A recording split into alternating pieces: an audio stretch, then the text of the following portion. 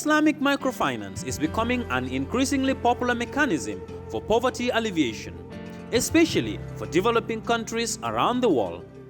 This microfinance service adheres to the principles of Islam as a form of social responsibility. Yona Islamic Microfinance is the Islamic microfinance of choice in the Gambia, trustworthy and reliable. At Yona Islamic Microfinance, we provide savings products, current accounts, financing products in conformity with Islam. In addition, Yona Islamic Microfinance also offers local and international remittances, takaful fund, management of zakat, management of awqaf, trading and investment, and building of strategic partnerships to bring financial services to the doorstep of the poor with donor projects, madrasas, youth organizations, women groups, and farmer organizations. Make a choice with Yona Islamic Microfinance today. For more information on Yona Islamic Microfinance, call 377-2151 or 9832-151 or visit Yona head office at Tipa Garage, Bakote, or visit any Yona branch located countrywide near you.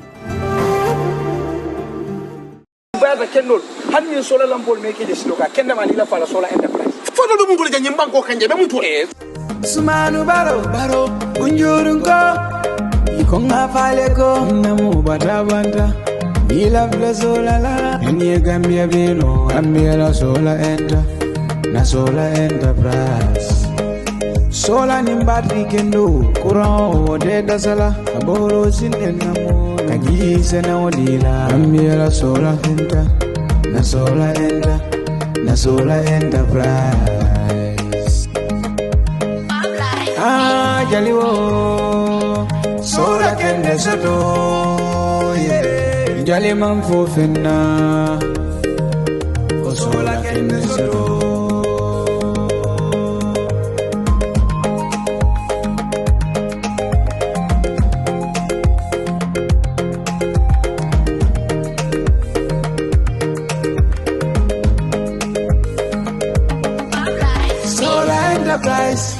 Na enterprise, Sumanu Baro, Unjurunko.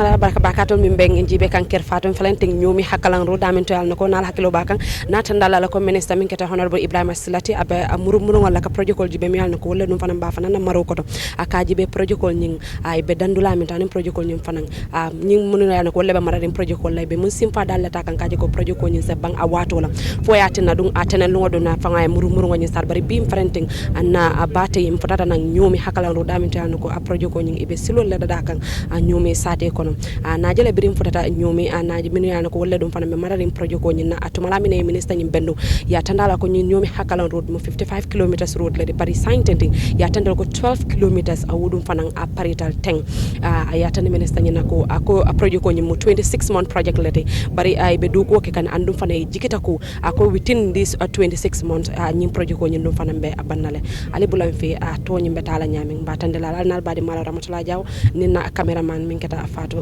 Sillah. My name is Vincent Atanga, the resident engineer for the Nyumi Hakalang Loop and the secondary roads. I will start by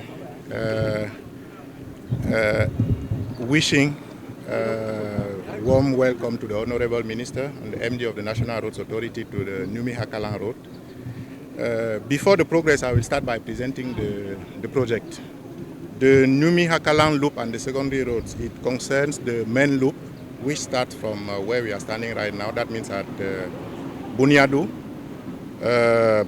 to Albreda, and then from Albreda it goes to Bafuluto and Kuntaya. That's the main loop. The total length is 55.5 kilometers. And then we have two secondary roads. One is Albreda to Fasoma, it's 15 kilometers. And the other secondary road is from Bafuluto to Bengali. It's 13.7 kilometers. Regarding the progress of the works, I should say that the project commenced on in October 2020, and we've commenced with the earthworks and civil works. Civil works, it's mainly the box culverts. Maybe we will stop at some of them. Right now, the box culverts, we have a total of 67, and we have close to 50 completed by now. That's the box culverts. It's we start from there before we proceed with the pavement layers. And for the road itself, we have approximately 12 kilometers sealed. That means with and Bengali, Bafuluto, the earthworks are completed. We are working on the pavement layers. From Albreda going to Bafuluto, we are also working on the earthworks right now. Starting from now, we engage the contractor to start working on to secure the works that we have achieved with the fast approaching rainy season. That means to make sure that all the box culverts we have in place are functioning during the rainy season. That will protect the embankment. To make sure that where we have the road embankment completed, we have temporary drains to avoid water ponding on the road, on the complete embankment, and also to maintain the diversion in a motorable condition wherever we have the road and the box culvert coming. That's what from here we expect rains by mid or end of June. From now, that's what we are going to do. It is not any laterite that you can put on the road, because some would fall within our specification and some would fall outside our specification. So what the REA has mentioned is, during the studies we envisaged that we were going to get enough material around, the Hakalang area that would fit within our specification. But unfortunately, when we started, we realized that, good material that would fit the road bed, the base course and the sub base really was scarce somehow. So we are looking at ways in which we can strengthen, of course, the available material here, and also remain within the haulage distance. Because in the contract, haulage distance was pegged within a certain kilometers. If you're going to go outside that, of course, that would mean more challenge for the contractor, and for us we have to pay more. So we are looking at engineering solutions to counter all this, and one of the solutions is, of course, to stabilize using sand to be able to get the strength specified as per our specifications, and not have to pay additional for going outside the specified kilometers specified for as haulage distance. So that is, in short, that was what he was trying to.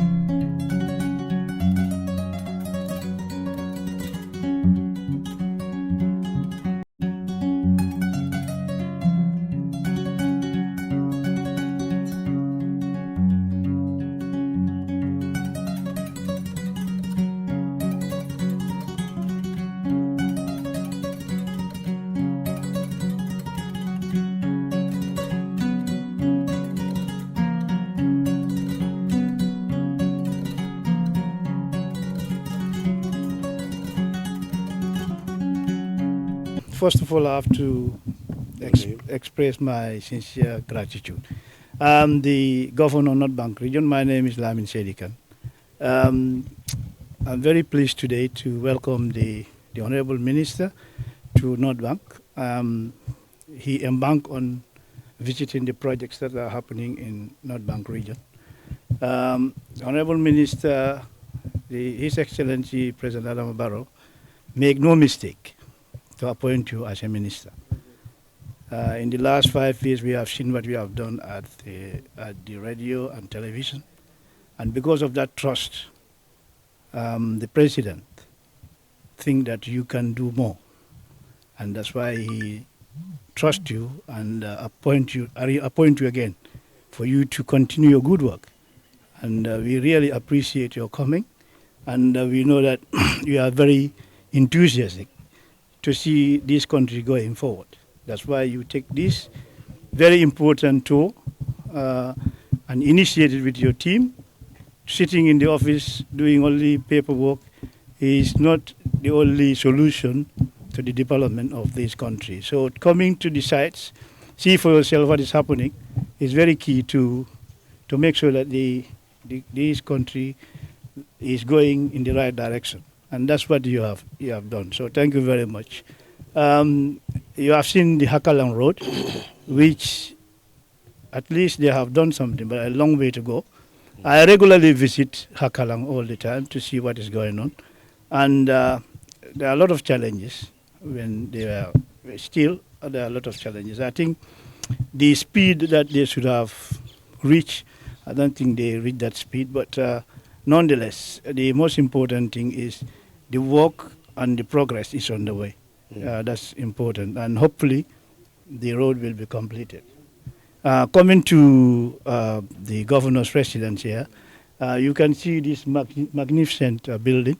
It's very nice. We thank the contractor, Mr. Kurubali, and his team for doing a very good job. There are just little things that are left so that the building can be handed over to the ministry, and then we will do the inauguration of the building. So tomorrow, as you rightly said, you are heading to Sabak Sanjal and Senegambia Corridor, and maybe Kerr. That's another project supposed to be starting soon. So those are part of all the projects that are happening in North Bank, and we hope and pray that all these projects can be completed within these 5 years.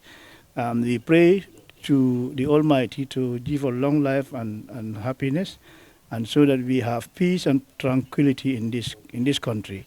Thank you very much, Honorable Minister, and you are welcome to North Bank region. And thank you, the media. I've never seen such a media following the minister. So this is a very impressive tour with all these medias. I think the whole world will see what the minister is doing. Thank you very much. Thank you so much, members of the media. Today is Wednesday, day 3 of our countrywide tour to inspect ongoing infrastructure works across the country. Today we were able to visit the famous Hakalang Roads project, which is about 85 kilometers of roads earmarked for construction within 26 months, isn't it? 84 kilometers, which should be constructed in 26 months. The works are progressing. We have had the opportunity to meet and discuss with the consultants and the contractor, as well as the beneficiary community, on a number of issues. So far, up to about 12 kilometers has been paved, isn't it? And they are also working on additional kilometers to be captured in time for the rainy season. There are some challenges on that corridor, which we have discussed with the contractor, and he has taken note of some of our concerns. But they too have some concerns that we took note of, and as a government, we will continue to endeavor to fulfill our part of the obligation of the contract. One of the major problems that the contractor expressed to be their serious challenge is the issue of laterite, that you will need to actually expedite your work. Unfortunately, this part of the North Bank region, the Nyomis, the water table is very high. So the problem is that you don't have a lot of laterite in that part of the region. And the contract that we've signed with the contractor is that they should be able to get laterite within 5 kilometers of wherever they are. Unfortunately, because of the lack of availability of this particular product, they would travel up to about 18 kilometers sometimes to get it. The other problem is that even for the subgrade that they are doing, they have to actually get the quarry from a farmland, which is owned by a community or at least a group of people. And there is some kind of resistance for them to get access to the mine field to be able to mine the laterite.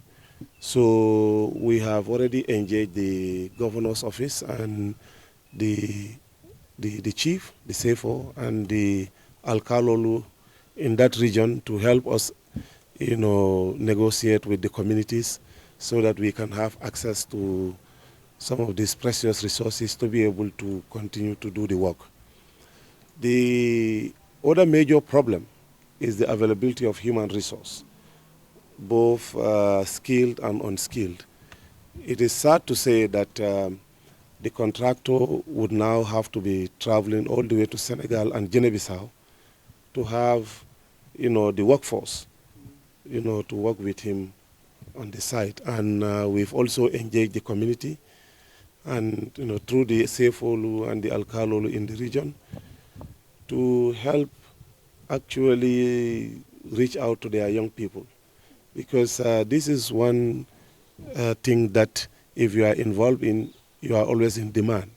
Road construction, if you have this various skill sets for it. You are always in demand, especially at a time when government is investing heavily in road construction, only to realize that most of the workforce are actually not Gambians, not by a deliberate design by the contractors, but the unfortunate situation that our people are not coming forth to be employed on these sites. And they are paying good money for this. So we want to urge and appeal to young Gambians who are interested in having skills in road construction to contact the different contractors at different places so that they can be absorbed by the system if the places are not full so far, and they can have the skills at the same time get paid. So that is also one appeal that we made to the community. The other one is that in some of the secondary roads that are to be built, we have a challenge also in that, some of those roads are very narrow and they need to be widened, which means that some demolition exercises would happen. So we solicited the support of the community leaders to help us reach out to their community folks so that they can help us, cooperate with the contractor and the government to be able to, handle this, with speed. Because some of those roads actually would have to be done immediately after the rainy season. And the sensitization and the buy-in has to, have to be there as quickly as possible before the end of the rains, so that immediately after the rains, those can take place. Some of the farmlands would also be affected naturally because the roads will eventually or might eventually affect certain farmlands. So we also solicited the support of the community to help us actually reach out to those farmers and then, reach a compromise. We have, as a government, put aside a small token for compensation. But that notwithstanding, there is still need for a lot of community engagement to have their buy-in. Also because on this particular corridor, we have a lot of canals and also tributaries that actually cuts across both sides of the road. So we have about 65 culverts that are being built. And that actually also delayed the progress of the work because you have to build the culverts first so that you can now start the road construction proper. And so far, I can say I'm told that 50 of those culverts have been done. I think now we are left with about 15, as all of you saw, when we were coming. So, we are putting a lot of engineering work in this because what we want is to ensure that we build a very good, strong road infrastructure network in this area. So we don't just want to come, build and go. We want to make sure that we have an infrastructure that will be able to withstand the climatic and weather conditions in the North Bank region. A lot of swampy areas are on that route, and we have to navigate our way through by building in solid facilities for the road network. Then from the Hakalang roads, we came to Kerawan here, where we've just inspected the new office for the governor and also residents. A very impressive, imposing building with a lot of new facilities that actually will make it easy for an amenable, conducive office environment for the employees of the governor's office. We thank the contractor, the Ministry of Works and Infrastructure, for the huge investment that went into this building, and also the continuous support from the governor's office. We hope that within the next few weeks, hopefully this building will be officially handed over to the government for it to be properly occupied. Where the governor's office is old and also needs a lot of rehabilitation. So we are very much alive to the fact that they need to move quickly to the new office. So, ladies and gentlemen of the media, this is what I have for you.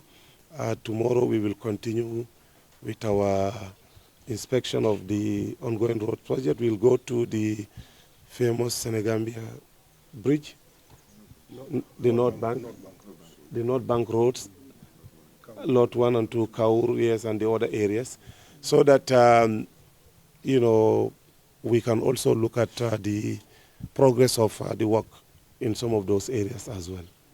So thank you so much. DG, except you want to say something? You said it all. Yeah. And one thing I forgot, DG. This is the DG of NRA.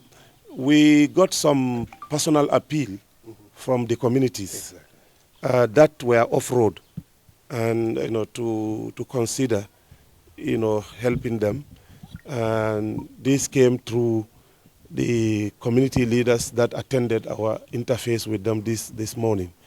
So we took that solemn promise that we will actually scrape some of the roads so that during the rainy season they can be usable.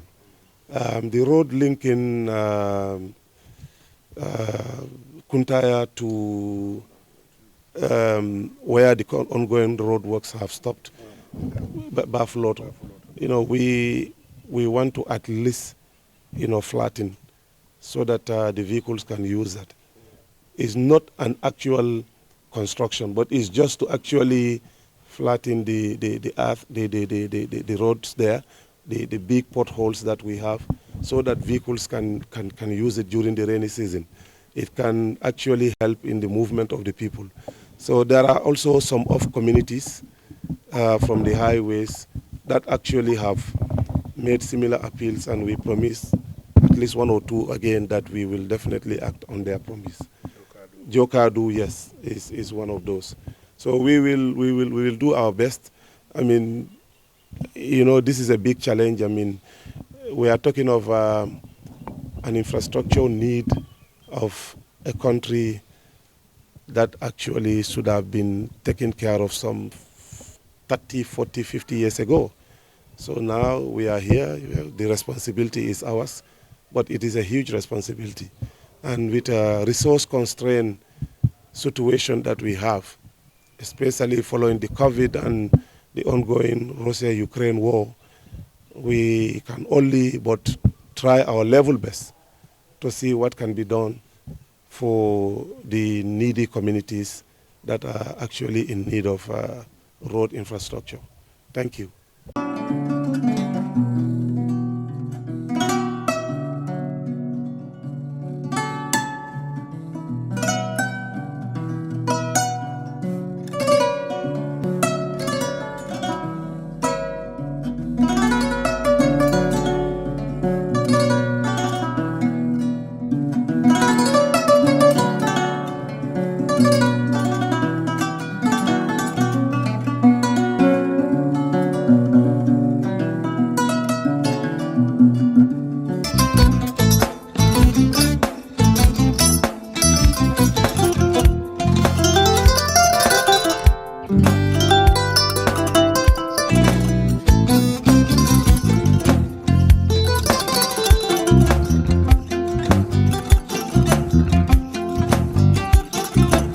Agadadi.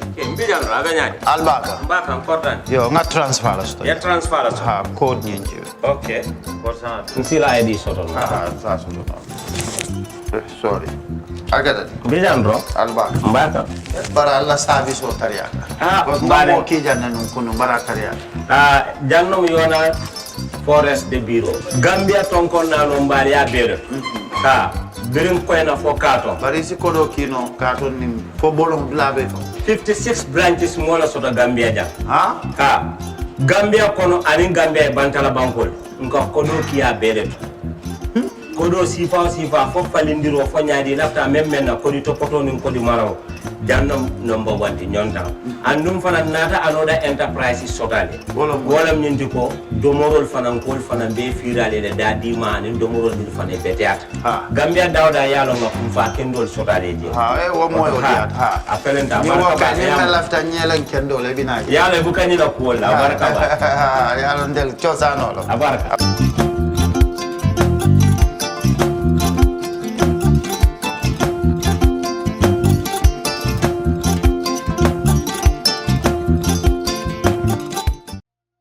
We live in a day and age where technology is creating a world without borders, filled with unlimited potential to improve the lives of the people around us.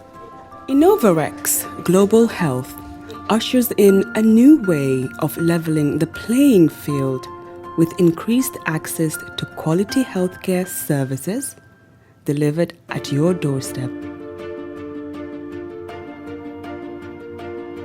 Our qualified professionals are equipped with state-of-the-art point-of-care testing technology to conduct tests such as kidney function, liver function, electrolyte tests, body composition, hemoglobin, A1C, and many more services with the highest efficiency in delivering results. The addition to our flagship Wellness on Wheels, more fondly known as WOW Delivery Service, brings the entire clinical experience full circle. IGH has remained committed to creating the future of healthcare delivery. Gone are the days of sending loved ones outside the country for basic medical services. Innovarex Global Health offers a new peace of mind and takes pride in delivering the quality of care we all deserve.